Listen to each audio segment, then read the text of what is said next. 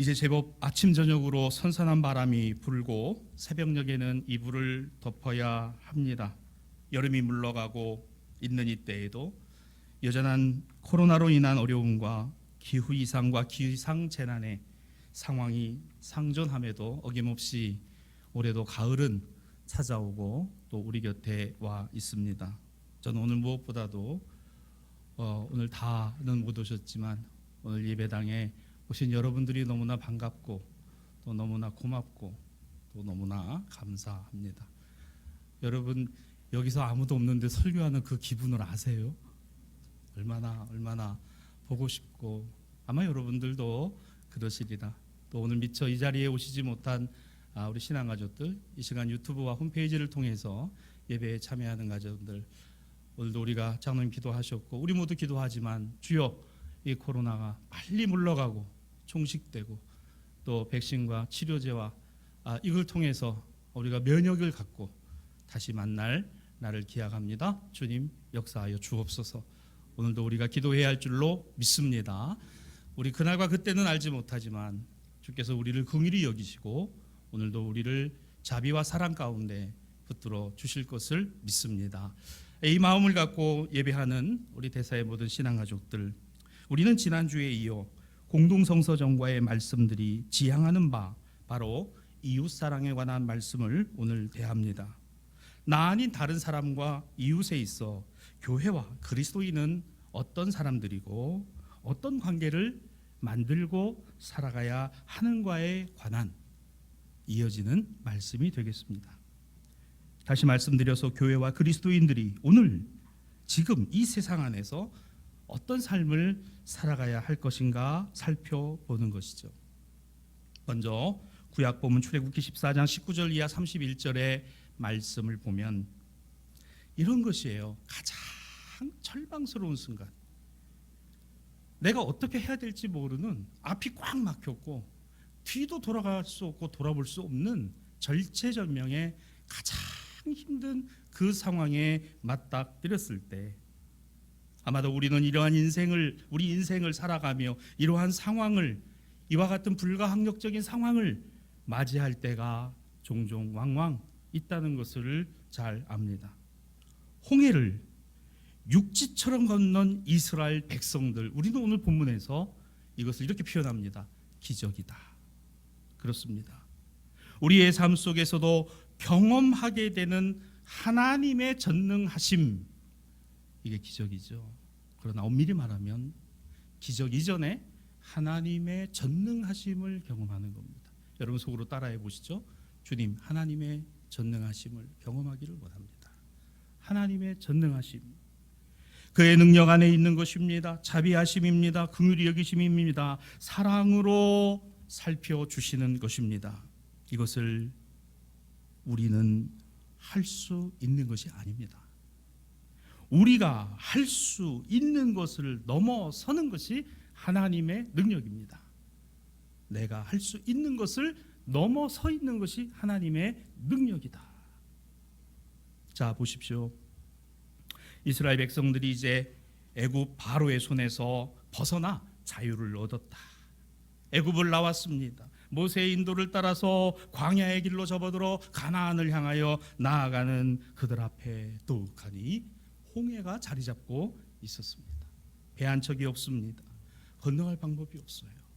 그런데 시간도 없습니다. 저들의 뒤에 애굽의 바로와 군대가, 그 병거들이 창검을 번뜩이면서 달려오고 있습니다. 이걸 우리는 불가항력적인 상황, 앞으로 나갈 수도 없고 뒤로 돌아갈 수도 없고 건너갈 방법도 없고 그렇다고 되돌아가 살아갈 수도 없는 바로 이 절체절명의 순간이 이스라엘 백성들 앞에 닥쳐왔습니다. 나가면 죽음입니다. 뒤로 돌아가면 죽음이거나 다시 노예로 살아가야 합니다. 어떻게 해야 될까요? 오늘 우리들의 삶의 모습과 한번 비교해서 적용해 봅니다. 사랑하는 우리 여러분, 우리 각자는, 우리 가정은, 우리 가정 앞에 홍해가 어떤 것입니까? 뒤를 쫓아오는 애국 군대가 있습니까? 이와 같은 불가항력적인 상황들이 우리 각자마다, 우리 가정마다 있다라고 할 때 그건 어떤 모양이고 어떤 모습일까요? 그러나 다 모양은 달라도 공통적인 것이 있다면 내 힘으로 할 수 없고 나아갈 수도 없고 돌아갈 수도 없는 절체절명의 불가항력적인 상황이라는 데는 공통점이 있습니다. 어떤 것에 있어 정말 죽을 것 같은 두려움과 불안 때문에 내가 갖고 있는 신앙과 믿음이 늘 위협을 받고 이 신앙과 믿음은 그러므로 끊임없이 점검되고 다시 되돌아보여지고 기억돼야 한다는 것이죠. 여기서 중요한 사실 하나를 발견합니다. 오늘 출애굽기 14장 20절 본문을 가만히 보시면 이렇게 되어 있어요. 애굽 진과 이스라엘 진 사이에 보세요. 애굽의 바로의 창검을 번뜩이는 병거가 진을 형성을 하고 이스라엘 백성들을 죽이겠다고 쫓아오는 바로 그 절체절명의 순간, 그리고 앞에는 홍해가 놓여 있는 그 상황 가운데 누가 있어요? 이스라엘 백성들이 있었다. 우리 이런 삶의 위기를 경험할 때가 많잖아요.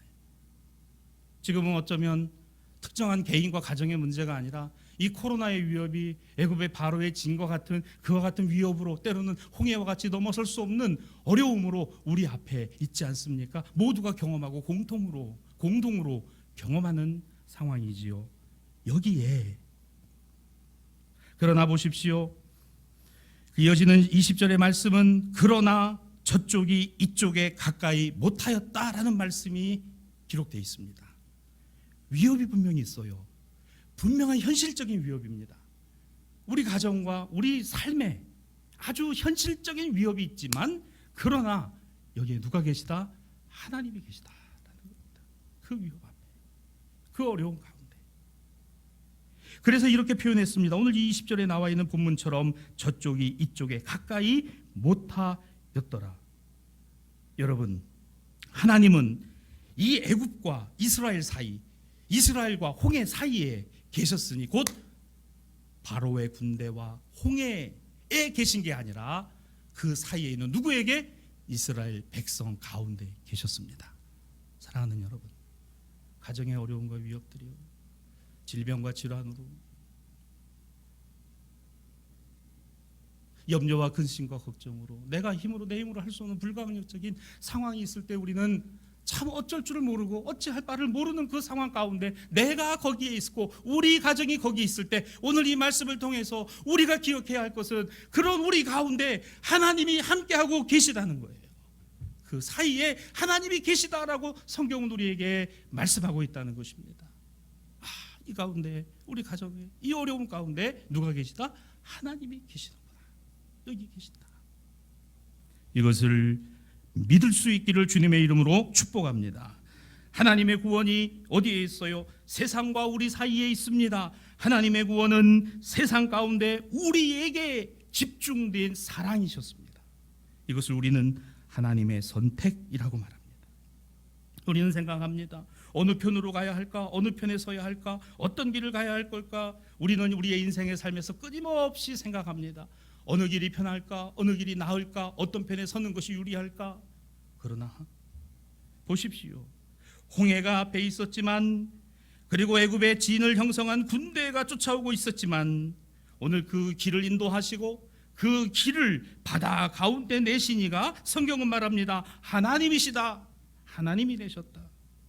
우리가 길을 내고 우리가 개척해서 우리가 가는 것 아니라 하나님이 인도해 가시고 하나님이 섭리하시고 하나님이 우리는 할 수 없는 바다 가운데 길을 내시는 거예요. 우리는 할 수 없는 거예요. 나는 할 수 없는 것들 아니에요. 하나님이 길을 내시는 거예요. 여러분, 자녀들을 위해 우리가 그렇게 기도하잖아요. 자, 우리 한 가지 기도 제목을 또 가져봅시다. 주님, 우리 아들과 딸들, 우리 자녀선들, 아버지께서 길을 내실 줄 믿습니다. 아버지께서 길을 내실 줄 믿습니다. 내가 내는 게 아니더란 말이죠.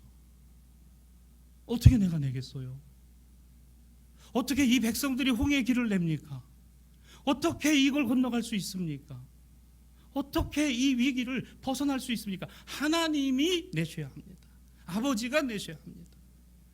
자녀를 보며 자식들을 보면서 안타까움이 있을 때 기도할 우리의 기도 제목 가운데 주님이 길을 내십시오. 주님이 길을 내실 줄 믿습니다. 이 기도가 우리의 기도가 되기를 주님의 이름으로 부탁합니다. 홍해가 있었지만 길을 내신 분이 하나님이셨어요. 그래서 이 백성들은 단지 순종하고 건넌 거예요. 건너간 겁니다. 본문 21절입니다. 모세가 바다 위로 손을 내밀었습니다. 자, 그 다음에 여호와께서 큰 동풍이 밤새도록 바닷물을 물러가게 하시니 물이 갈라져 바다가 마른 땅이 되었다. 여기 보시면 모세가 한 게 아니에요. 모세의 능력이 아니라 여호와께서 하나님께서 길을 내셨다라는 겁니다. 여러분, 여기에 우리 신앙이 있고 우리 믿음이 그리고 우리 기도 제목이 있어야 합니다. 여호와께서 길을 내셨다. 아버지께서 길을 내셨다. 가장 절체절명의 순간에 우리의 모든 가능성과 계획과 되어질 퍼센테이지가 끝나는 바로 그 막다른 곳에서 야, 이건 더는 안 되겠구나. 더 이상은 안 되는 거구나. 바로 거기에 그곳에 그 가운데 하나님이 계시니 아버지가 길을 내시고 홍해와 애굽 사이에서 하나님의 구원이 있었던 것처럼 주여 우리의 가정과 이 어려운 상황 가운데 하나님의 구원의 손길이 또한 역사하시기를 원합니다라고 고백할 때 이게 우리 신앙이요, 우리 믿음인 거죠. 그러면 상황은 달라지지 않습니까? 주님을 따라가는 길에 홍해가 있어도 그 홍해가 열려지지 않습니까?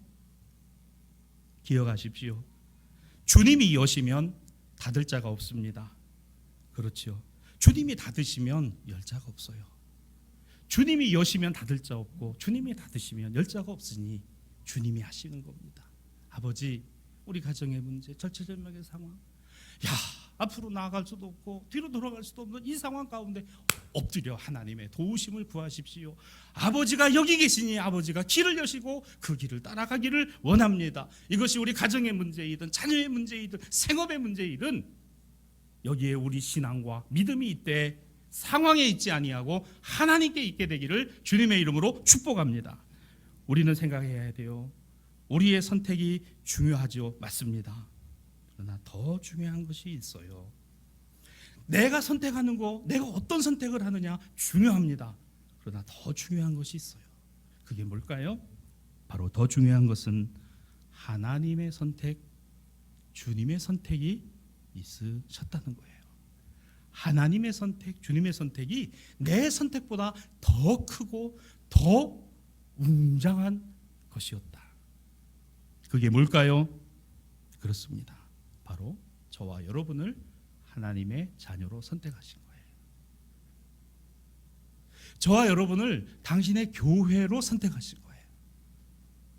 저와 여러분의 가정을 당신의 자본과 금력, 권력과 탐욕의 세상 안에서 거기에서 우리가 어떤 선택을 하는가 중요합니다. 그러나 항상 기억해야 되는 것, 잊지 않아야 되는 것은 하나님이 나를 사랑하사 당신의 아들 독생자를 보내시고 구원하시고 자녀로 삼아 주신 선택, 이거 잊어버려서는 안 된다는 거예요. 이것이 항상 우리 안에 있어야 한다는 것입니다. 결코 세상의 물질과 권세가 약속하는 부유와 풍요만이 아닙니다. 거기에 마음을 빼앗겨서도 안 되는 것입니다. 하루 세끼 밥을 먹고 물을 말아서 김치를 먹어도 오히려 하나님의 자녀로 살아가는 기쁨과 감사가 늘 넘칠 수만 있다면 오늘 그와 같은 상황과 삶 가운데서도 감사하며 행복할 수 있다라고 한다면 하나님의 그 위대하신 선택, 나를 자녀 삼아주시고 우리 가정을 구원하시고 우리 자녀들의 하나님이 되어주신 것만으로도 나는 기뻐하고 감사하며 행복할 수 있는 것이죠. 이게 없다면 아무리 고대광실에 산의 진미를 먹어도 여러분 그것이 행복일까요?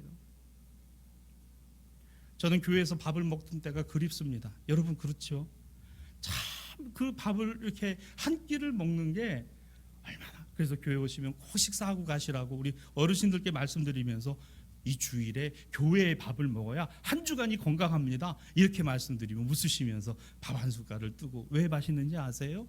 솜씨도 솜씨지만 우리 서로 마주 보면서 밥 먹으면서 대화 나누면서 참 그게 얼마나 맛있는지 몰라요.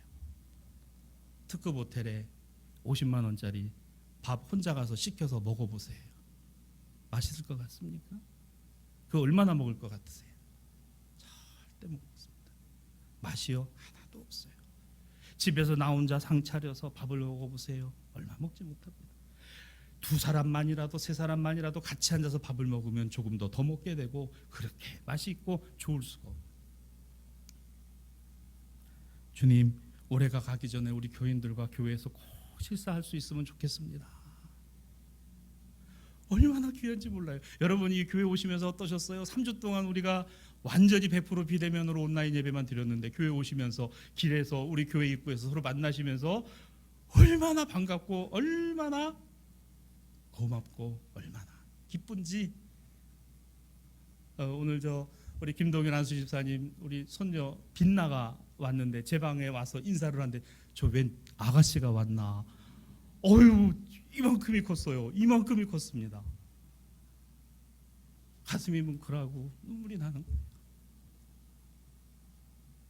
그러면서 얼마나 어른스러워졌는지. 그 안 보는 사이에 여러분, 하나님께서 당신의 교회와 당신의 백성들, 당신이 선택하신 당신의 자녀들을 보실 때마다 그 마음이 느껴지십니까?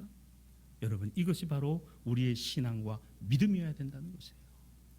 얼마나 귀한가, 얼마나 감사한가. 이렇게 같이 예배드릴 수 있고 함께 찬송할 수 있고 함께 식사할 수 있는 것이 얼마나 귀하고 복된 것인가 이제서야 알게 되고, 이제서야 깨닫게 되니, 참 여기에 우리 가운데 누가 계심입니까? 주님이 계심입니다. 하나님이 계심입니다. 사랑하는 대사의 신앙가족 여러분, 어렵습니다. 힘듭니다. 불가항력입니다. 앞이 홍해입니다. 뒤가 애굽의 군대입니다. 우리를 쫓아오고 있습니다. 두려워하지 마십시오. 나는 너희의 하나님이 됨이라. 우리를 망하고 죽게 하시려고 세상에 던져두신 것이 아니라, 우리로 애굽에 돌아가 노예로 살아가라고 하시는 것이 아니라, 길이 보이지 아니하는 곳, 방법이 없다라는 그곳에 하나님을 의지하고 그 하나님을 따라가도록 말씀하심을 오늘 출애굽기에서 보시기를 바랍니다. 당신의 자녀를 사랑하시는 하나님의 긍휼하심이요, 우리 가운데 두렵지만 건너보지 않은 길을 가게 하시고 살아보지 않은 인생과 날들을 살아가게 하시는 길을 만드시고 내시는 하나님이십니다. 그러기에 오늘 30절 말씀입니다. 그날에 여호와께서 이같이 이스라엘을 애굽 사람의 손에서 구원하셨다. 그날에, 절체절명의 그때, 어찌할 바를 모르는 바로 이와 같은 코로나 시기와 경제가 무너지고 모든 기준까지의 질서들이 무너지는 바로 이 날에 하나님께서 이같이 당신의 자녀와 백성들, 당신이 선택하신 자녀와 백성들을 구원하셨다. 이게 저와 여러분에게 우리의 마음과 심령에 굳건히 자리 잡는 이 예배가 되기를 주님의 이름으로 축복합니다. 하나님을 경험한 사람, 하나님을 절대적으로 의지합니다. 하나님 없이는, 주님 없이는 내 인생의 의미가 없다라는 것을 깨닫게 됩니다. 하나님의 구원하심을 경험한 그 크신 하나님의 선택과 사랑을 깨닫게 된 그 순간, 나의 작은 선택, 어쩌면 내 신앙과 믿음의 고백은 아주 작은 것이에요. 그런 나를 끊임없이 배신하고 끊임없이 하나님 없다 하고 원망하고 불평하는 그런 나를 여전히 자녀로, 여전히 당신의 백성으로 삼아주신 그 크신 은혜와 사랑, 성경은 어느 구절 어느 곳에서도 하나님의 사랑을 작은 것이라 표현하지 않습니다. 은혜를 작다라고 말하지 않았어요. 크신 은혜, 큰 사랑, 큰 능력, 큰 역사 오직 하나님께 있습니다. 나에게 있지 않아요. 나는 작은 것이요, 나는 아주 보잘것 없는 것입니다. 여러분, 그렇다 그래요. 비행기를 타보면, 이게 작은 비행기를 타면은 이 바람의 말입니다, 참나 요동하고 어쩔 줄을 모르겠어요. 그런데 같은 바람이라도 큰 비행기를 타면 이 흔들리고 이게 거의 없는 그와 같은 것을 경험을 하게 됩니다. 여러분 보세요. 하나님의 크신 사랑이 오늘 나의 작은 선택 가운데 그것을 감싸 안으시는 엄청난, 내가 생각할 수도 없는 은혜와 사랑이라는 사실입니다. 이 은혜와 사랑을 매 순간순간마다 경험하는 우리 대사의 신앙가족들이 되셨으면 좋겠습니다. 이것이 바로 교회와 그리스도인의 구원이라고 합니다. 삶의 증거입니다. 바로 신앙인의 세상에서의 정체성은 바로 이것입니다. 맞습니다. 하나님의 자녀, 하나님의 선택 안에 있는 자녀, 하나님의 크신 사랑 안에 있는 자녀, 이게 바로 그리스도인 교회의 영적인 정체성입니다. 자, 그렇다면 우리는 여기에서만 만족하고 이것만으로 살아가는 것일까요? 한 걸음 더 나아가라고 했죠. 자, 오늘 복음서의 말씀입니다. 마태복음 18장 21절 이하 35절의 말씀에 보면 예수님께서 이 같은 신앙과 믿음, 즉 하나님의 절대적인 은총과 사랑, 그 크신 은혜와 선택의 사랑으로 머무는 것이 아니라 여기서 한 걸음 더 나아가기를 말씀하시는데, 오늘 비유의 말씀을 통해서 우리에게 교훈하십니다. 우리는 이 본문의 말씀을 흔히 악한 종의 비유다 이렇게 말합니다. 오늘 마태복음 18장 32절이에요. 이에 주인이 그를 불러다가 말하되 악한 종아, 예수님 비유 가운데 이 악한 종아라는 말씀 때문에 이 전체의 비유 내용을 악한 종의 비유다 이렇게 말하는 것이죠. 여러분, 그러면 이 종은 왜 악한 종일까요? 왜 악한 종이 되었을까요? 오늘 이 주인은, 이 종이 자신에게 1만 달란트의 빚을 지자 그 빚을 받고자 합니다. 그러나 그가 자신의 힘으로는 할 수 없는 불가항력적인, 그러나 이제는 완전히 파산해서 끝장날 수밖에 없는 절체절명의 순간에 있는 것을 보고 이 임금, 이 주인은 어떤 마음이 들었어요? 불쌍히 여겨라는 말이 나옵니다. 불쌍히 여겨 이 빚 전부를, 1만 달란트라는 이 빚 전부를 탕감 없는 것으로 했습니다. 그럼에도 불구하고 자, 이 탕감받은 종은 길에 나가 가다가 자신에게 100데나리온 빚진 동료를 만나자마자 자신에게 진 이 빚을 갚지 않는다고 그의 목을 잡고 고발하되 관청에 가서 옥에 가두는 일을 했어요. 여러분 보세요. 여기서 이 종이 길에서 만난 동료에게 받아야 할 데나리온이라고 하는 이 화폐 단위의 값어치는 성인의 하루치 품삯입니다. 그러니까 100데나리온이니까 한 3개월 정도의 급여가 되겠죠. 3개월 정도의 돈을 받지 못한 것입니다. 이걸 갚으라는 거예요. 그런데 정작 자기 자신은 어마무시한 엄청난 더 큰 은혜를 입었어요. 그게 뭡니까? 1만 달란트를 탕감받았습니다. 여러분, 1만 달란트의 값어치는 여기에 이 화폐 단위로 보자면 1달란트가 6,000데나리온입니다. 6,000데나리온이면 이 데나리온으로 월급을, 돈을 받는 노동자가 16년을 모아야 하는 돈이에요. 그게 달란트, 한 달란트. 근데 이게 몇 배예요? 10,000배입니다. 10,000달란트. 16만 년? 이거는 계산이 안 되는 거. 이건 계산이 안 되는 금액입니다. 그러니까 그만큼 빚을 졌어요. 이거 어디 가서 이거 탕감을 받습니까? 아무리 금리이자 싼 거를 갖다 사용을 하고 한다 해도 내 가정의 부채를 넘어서는, 여러분 그거 앞에 있을 때 우리가 느끼는 게 있어요. 절체절명, 홍해입니다. 되돌아보자니 이건 어떻게 할 수 없는, 뭐 파산하고 망하든지.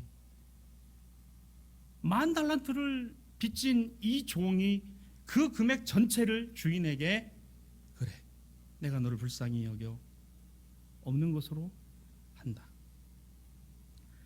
그런데 그가 길에서 100데나리온 3개월치에 그것을 자신에게 빚진 사람에게 그걸 잡겠다고, 받겠다고 그 사람을 고발하고 옥에 가두었습니다. 이 종은 자신이 주인으로부터 엄청난 빚을 탕감받았음에도 불구하고 정작 자신에게 빚진 종류를 용서하지 않은 것이니 예수님 말씀합니다. 그가 누구다? 악한 종이다. 악한 종이다. 이 비유를 통하여 우리 예수께서는 이렇게 말씀하시는 겁니다. 이어지는 35절입니다. 너희도 각각 마음으로부터 형제를 용서하지 아니하면 너희가 이 교훈을 기억해라. 여러분, 이 교훈은 어떤 교훈입니까? 우리의 선택, 우리의 어떤 갖고 있는 그 능력을 넘어서는 하나님의 은혜와 능력을 너희가 받고 사랑과 긍휼하심을 힘입고 구원을 받았으니 그것보다 더 큰 것은 있다 없다? 없다. 그것으로 너희가 너희 아닌 다른 사람, 그 다른 사람을 이웃으로 만들어가는 일에 항상 잊지 말아야 되는 것. 내가 수고하고 내가 베풀고 내가 하는 그 이전에 하나님이 나에게 베풀어 주시고 하나님이 나를 용서하시고 하나님이 나의 허물을 없다 하신 그 은혜와 사랑을 어떻게 하라? 기억하라. 기억하라. 이 비유가 어떻게 시작되었습니까? 오늘 마태복음 18장 21절입니다. 그때 베드로가 나와 이르되 주여 형제가 내게 죄를 범하면 이라는 조건을 달았어요. 당시의 유대의 랍비들은 다른 사람 이웃에 대하여 용서할 때는 율법에 정해진 대로 4번이면 충분하다 이렇게 가르쳤습니다. 하지만 베드로는 예수님 앞에서 4번을 넘어서는 3번을 더하여 7번을 제안합니다. 그런데 예수님이 말씀합니다. 22절입니다. 베드로야 너에게 내가 말한다. 7번? 아니 그 7번을 70번까지라도 하라. 어떻게 해요? 7번을 70번을 하랍니다. 7번을 70회를 하라라는 거예요. 좀 다른 얘기입니다만 여기 70번이라고 되어 있잖아요. 요즘 우리 아이들이 이걸 잘 모른다 그러더만요. 하루, 이틀, 사흘, 나흘, 닷새, 엿새, 일회, 여덟회, 아흘회. 우리 저 젊은 친구들, 우리 저 학생들 목사님 무슨 방언을 하나 보다 이렇게들 생각을 한다 그래요. 이게 뭔지 모른다는 거예요. 사흘과 나흘을 구분을 못한다는 거예요. 사흘이면 4일이라고 생각한대. 아마 여러분 뉴스에서 보셨을 거예요. 사흘이 4일이 아니라 3일이죠. 그래서 우리 사도신경에도 보면 죽은 지 사흘 만에 3일 만에 주일학교에서 성경 퀴즈 내면은 예수님 십자가에 죽으시고 부활하신 날이 며칠이냐? 4일이었습니다. 4일. 사흘을 4일로 본다는 겁니다. 여기 70번이라는 것은 70번입니다. 70번. 여러분 이게 무엇을 말할까요? 그렇습니다.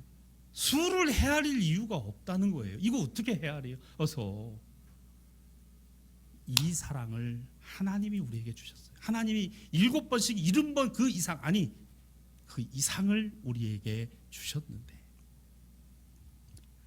더 큰 하나님의 은혜와 사랑이 있습니다. 무조건적이었습니다. 무제한이었습니다. 이 신앙과 믿음의 정체성을 갖고 있는 교회 그리스도인들 너희는 어떠냐? 오늘 예수께서 반문하십니다. 그래서 예수님께서는 또 당부하세요. 이렇게 말입니다. 마태복음 6장 12절에 우리에게 기도를 가르쳐 주시며 그 기도의 내용 가운데에는 우리가 우리에게 죄 지은 자를 사하여 준 것 같이 우리 죄를 사하여 주시옵고 라는 기도를 넣고 계시는 거죠.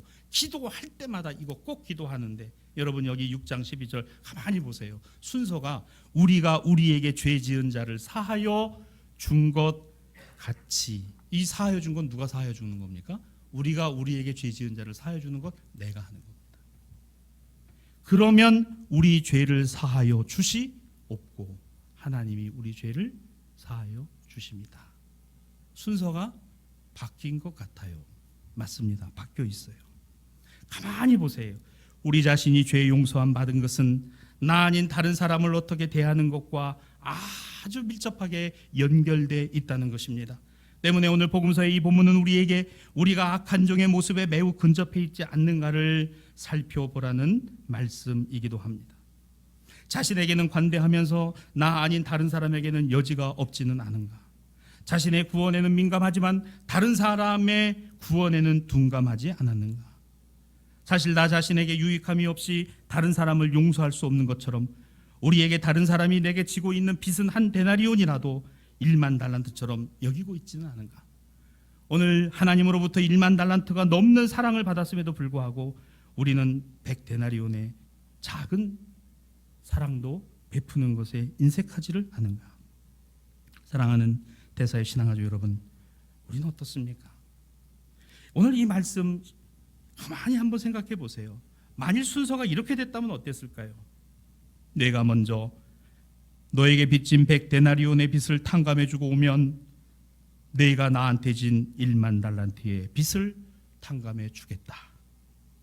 이렇게 했다면 말입니다. 어떻게 하시겠어요, 여러분? 당연히 그렇죠, 하나님. 하나님 나에게 100만 달란트를 탕감해 주신다는데 내가 100데나리온 빚진 사람 그거 제가 용서 못 하겠습니까? 갔다 올게요. 가지고 그거 안 해도 돼. 없는 걸로 해. 그리고 와서 하나님 저 그렇게 했어요. 이제 1만 달란트 빚 탕감해 주세요. 여러분 아마 거의 다 이 선택을 하실 겁니다. 저도 그럴 거고요. 예수님 이거 바꿔버리셨어요. 악한 종이에요. 왜 그가 악한 종입니까? 우리도 당연히 그렇게 선택할 겁니다. 하지만 오히려 혹 지금 우리는 갚을 수 없는 빚을 조건 없이 모두 탕감받았다고 하는 그 1만 달란트의 하나님의 은혜와 사랑의 가치, 이것을 잊어버리고 살아가는 건 아닐까? 이것이 없이 살아가고 있는 것이 아닐까를 생각해 보는 것입니다. 7번씩 70번이라도 용서하라는 주님의 말씀은 조건 없는 은혜와 무조건적인 용서를, 압도적이고 절대적인 은총은 그저 마땅한 것이고 내가 할 수 있는 작은 사랑의 베품을 대단하고 엄청나기에 생색을 낼 만한 좋은 것일 수 있다는 우리의 이 생각을 여지없이 무너뜨리는 것입니다. 사랑하는 여러분, 우리가 하나님 앞에 설 때에 저 100데나리온 저한테 빚진 사람 용서하고 왔으니 하나님 저에게 1만 달란트의 은혜를 주세요. 아닙니다. 1만 달란트의 은혜를 받았으니 나아가서 100데나리온 빚진 자라도 그를 당연히 끌어안아야 된다는 지극히 마땅한 말씀이 오늘 예수님의 말씀이라는 거예요. 누가 할 수 있어요? 교회가 할 수 있는 것이요. 누가 하는 것입니까? 그리스도인이 하는 것이요. 그는 누굽니까? 하나님의 크신 선택받은 사람, 택함을 받은 하나님의 사람들입니다. 지금 이 정부에 대하여 걱정하고 염려하는 우려의 목소리가 있습니다. 이 정부에 들어서 연이은 두 법무장관들을 봅니다.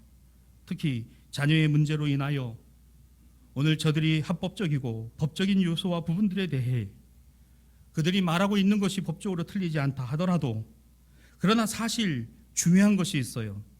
오늘 지금의 이 정권의 도덕성의 바탕과 그리고 더 중요한 것은 국민들에 의해서, 국민들의 선택에 의해서 세워진 정부와 정권이라고 하는 인식과 심정이 그들에게 점점 엷어지고 있지 않나라는 우려입니다. 국민들의 마음은 그렇지가 않아요. 두 법무장관들이 그들이 보여주고 있는 이 모습들이 국민들의 마음에 얼마나 많은 상처를 주고 있고 얼마나 많은 어려움을 주고 있는가를 지금 대통령과 정부는 생각을 해야 한다는 것입니다. 우리는 다른 정권과 차별성이 있고 우리는 역대 독재 정권들과 다르다라고 하는 그 이전에 이 국민들이 어떤 선택을 했고 그 국민들의 마음을 헤아리는 것이 과연 무엇일까를 생각해야 한다는 것입니다. 사랑하는 신앙가족 여러분, 우리는 생각해야 합니다. 과연 하나님이 저와 여러분과 우리 교회만을 구원하시기 위해서 예수님을 이 땅에 보내셨을까? 우리는 세상을 얼마나 생각을 할까? 우리는 세상의 사람들이 교회를 어떻게 생각하고 어떻게 보고 있는가에 대하여 얼마나 많이 마음 아파하고 얼마나 많이 힘들어하는가 동시에 묻습니다. 주님이 우리에게 물으십니다. 그러는 너희는 세상을 어떻게 보느냐? 너희는 세상에 그 사람들을 7번씩 70번이라도 끌어안고 끌어안을 수 있는가?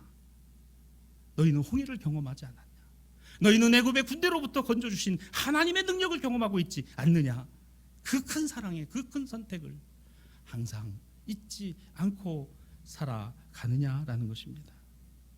그러므로 오늘 이 사랑과 용서, 나 아닌 다른 사람을 이웃으로 만들어가는 이 행위는 가장 중요한 것이 있어요. 어떤 인식과 생각과 마음을 갖고 있느냐는 겁니다.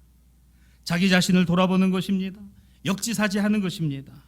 홍해를 가르시는 하나님을, 오늘 그 크신 은혜와 사랑을, 그러나 지금의 나는 과연 그 큰 은혜와 사랑을 기억하고 있는가? 내 자신이 주님으로부터 엄청난 1만 달란트의 탕감의 은혜를 받았음에도 불구하고 오늘 백데나리온을 그것 때문에 그의 목을 잡고 그를 정죄하고 그를 판단하고 있지는 않을까라는 것입니다. 말씀을 마무리합니다.